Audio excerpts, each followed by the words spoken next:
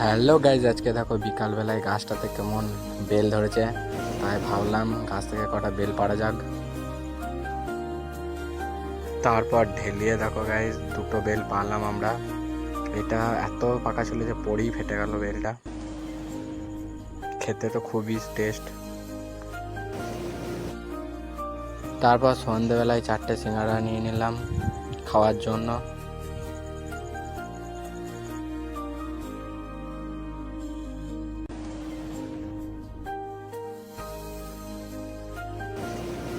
তারপর গাইজ রাতে খাওয়ার জন্য মাংস নিয়ে নিলাম একটু দোকান থেকে। চ্যানেলটা লাইক সাবস্ক্রাইব করে দাও, সবাই শেয়ার করো। ভিডিওগুলো কেমন লাগছে বলো।